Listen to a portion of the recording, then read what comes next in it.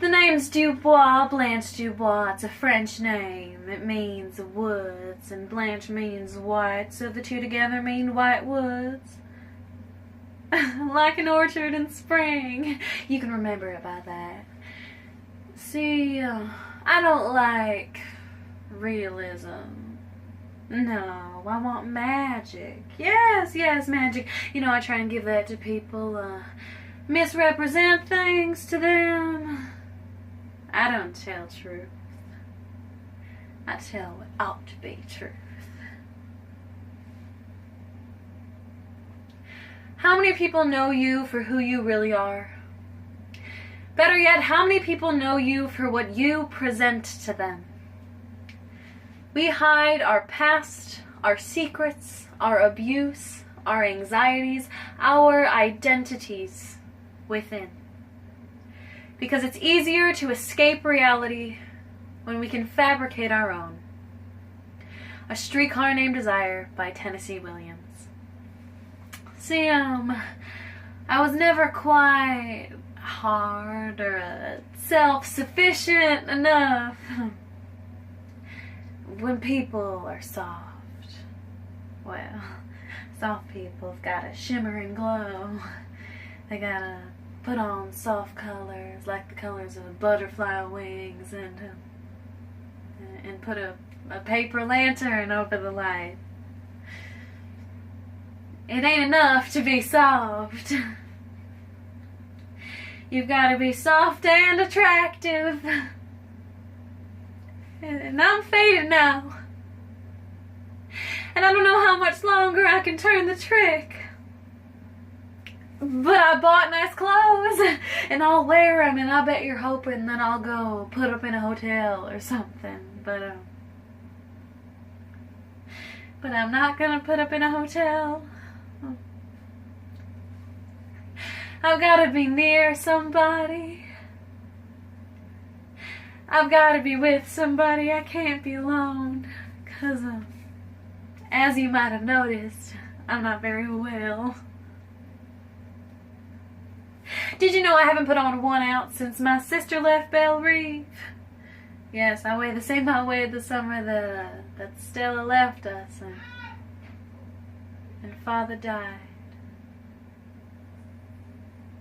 She left. I stayed, and I struggled, and now I'm not meaning this in any kind of reproachful way, but all the burden descended on my shoulders. I took those blows. In my face and body, father, mother, Margaret, all those deaths.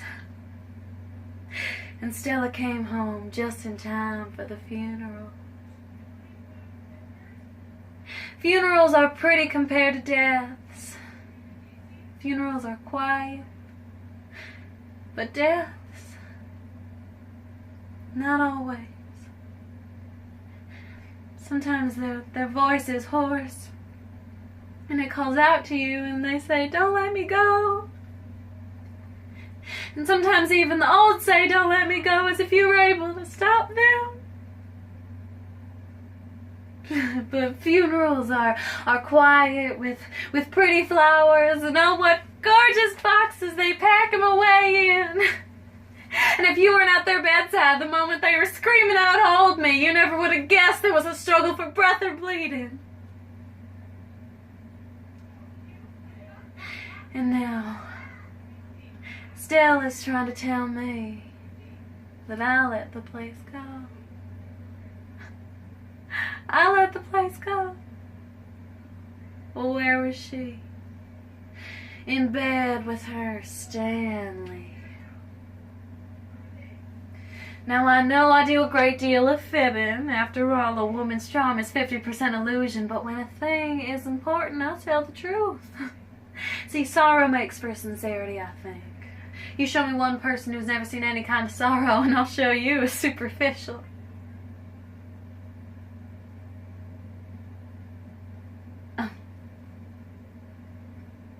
Physical beauty is passing. a transitionary possession, but beauty of the mind and richness of the spirit and tenderness of the heart, all these things that I have don't go away with age, but they increase with the years. You know, I think it mighty strange that I should be considered a destitute woman when I have all these treasures inside my heart. You know, I think of myself as a very, very rich woman, but I have been casting my pearls before swine. No.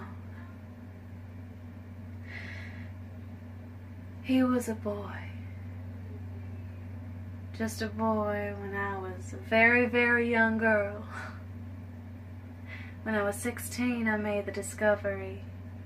Love. It was like you had suddenly turned a blinding light on something that had always been half in shadow.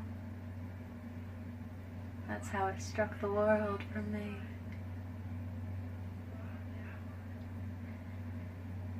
But I was unlucky. Deluded. There was a nervousness about the boy, a softness and a tenderness which wasn't much like a man's, although he wasn't the least bit effeminate looking. Still, that thing was there. And he came to me for help. And I didn't know that. And then I found out. In the worst of all possible ways. By walking into a room that I thought was empty. But wasn't empty, and it had two people in it. The boy that I had married. And an older man who had been his friend for years. And afterwards, we pretended like nothing had been discovered. We drove to Moonlight Casino very drunk and laughing all the way. We danced the Varsouviana. And then, in the middle of the dance floor, the boy that I had married broke away from me and ran out of the casino. And a few moments later, a shot, and I ran out, all ran out to see the terrible thing at the edge of the lake, and someone grabbed my arm and they said, "Don't look, you don't want to see." See what? And they said, "It's Alan, the gray boy, he stuck a revolver in his mouth, the fires in the back of his head had been blown away." And it was because on the dance floor, unable to stop myself, I had said, "I saw, I know, you disgust me."